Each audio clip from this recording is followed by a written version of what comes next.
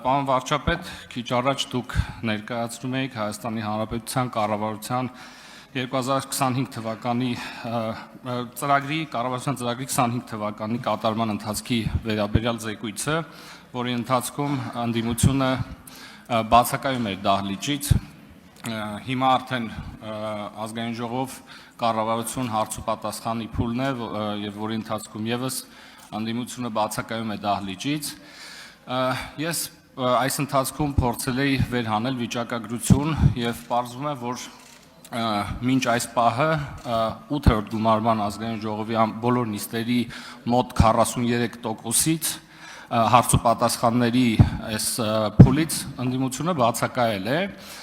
եւ պարզվում է, որ խորհրդարանական կառավարման պետությունների առնվազն այս պետությունների շրջանակում նմանատիպ վիճակագրությունը եզակի է եւ կան պետություններ, որտեղ կա նման պրակտիկա, բայց հիմնականում սա արտահայտվում է կոնկրետ բոյկոտի տեսքով, որը հետևողական է եւ կոնկրետ ինչ-որ ժամանակահատված է ենթադրում։ Այստեղ մենք չունենք հետևողականություն եւ ընդդիմությունը որոշ ժամանակ բացակայում է, հետո ինչ-որ նիստերի ոչ պարզ պատճառներով ներկայանում է, հետո էլի բացակայում է եւ այստեղ իսկապես դժվար է տրամաբանություն գտնել եւ պետք է նաև հաշվի առնենք, որ այս հարց ու պատասխանը կարևորագույն գործիքներից է ընդդիմության կողմից եւ խորհրդարանական վերահսկողություն իրականացնելու համատեքստում եւ նաև պետք է հաշվի առնել, որ այս քաղաքական ուժը որոշել է մասնակցել ընտրություններին, հայտ է ներկայացնել եւս մեկ անգամ մասնակցելու եւ հայտ է ներկայացնել իշխանությունը ստանձնելու, ինչու պետք է ընդհանրապես մեր ժողովուրդը այս քաղաքական ուժին ձայն տա, ես կուզեի ձեր կարծիքը։ Արդեն կպատասխանի Հայաստանի Հանրապետության վարչապետ Նիկոլ Փաշինյանը, համեցեք պարոն վարչապետ։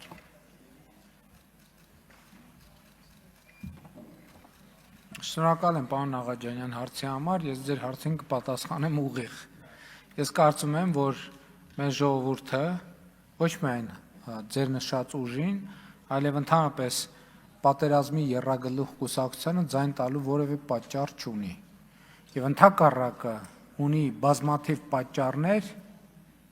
մեկը մյուսից հիմնավոր, այդ ուժերին ընդհանրապես ձայն չտալու, որովհետև քվեարկել այդ ուժերից որևէ մեկի օգտին, դա նշանակում է քվեարկել ինքդ քո դեմ։ Հարցի առաջին մասի վերաբերյալ ես կարող եմ հետևյալը ասել, ես իմ օրինակ կարող եմ բերել, ես 6 տարի անցկացրել եմ ազգային ժողովում, նստած եմ եղել այնտեղ, ես չեմ հիշում մի հարց ու պատասխան, որ ես բաց թողած լինեմ։ Եթե ինչ որ հատուկ հարգելի առանձնահատուկ պատճառ չի եղել, եւ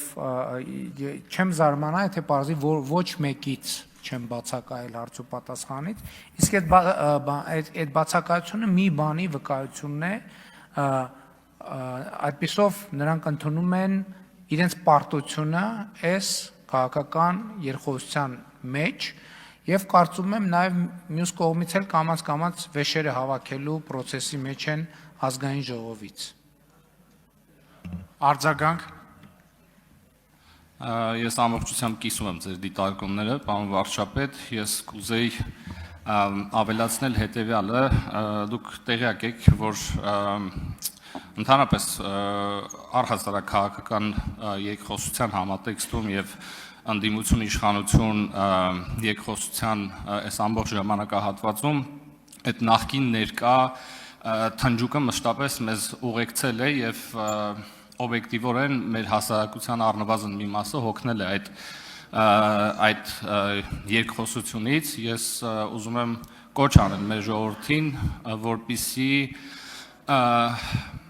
կամ ասել, որ ընդհանրապես այդ թնջուկից դուրս գալու միակ ձևը զրո ձայն տալն է այդ ընդդիմությանը, որովհետև մենք ստիպված կլինենք հաջորդ 5 տարիների ընթացքում նույն շրջապտույտի մեջ լինել եւ պետք է մեր ժողովուրդը հետեւություն անի դրանից։ Շնորհակալություն։ Դե գիտեք, ասում եք ժողովրդի մի մասը հոգնել է, մենք ենք հոգնել, ինչի ժողովրդի մի մասը, որովհետև դա նաեւ մեզ հնարավորություն չի տալիս մեր ասելիքը ամբողջական ներկայացնել եւ մեր ասելիքը ասել։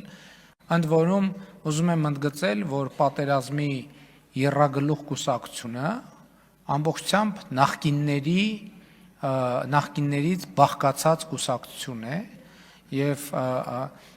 եւ այսօր ընտրություններին մասնակցող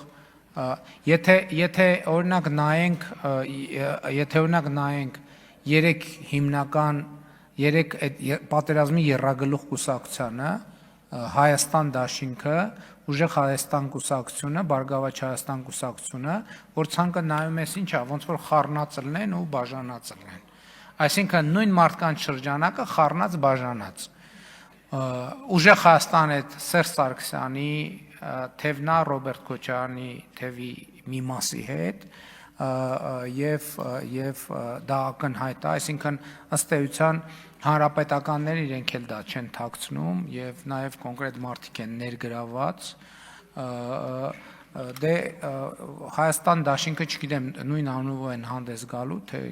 ուրիշ անուն են ընտրելու պարզա այս նույն արտահայտությունն է ընդ որում այս դաշինքի մի հատվածը հիմա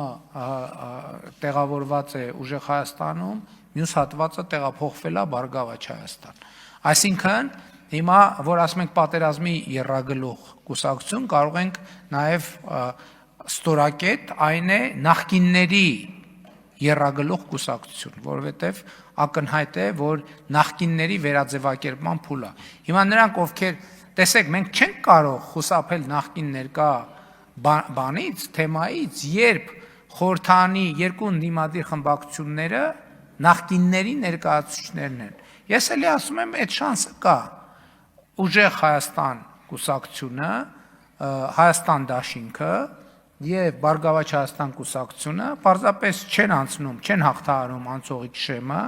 եւ ես ուզում եմ ձեզ հավաստիացնել, որ հարցումները ցույց են տալիս, որ դա շատ իրատեսական է, խնդիր է մեր ժողովրդի համար լուծելու համար եւ մենք այդ էջը փակված ենք համարում եւ անցնում ենք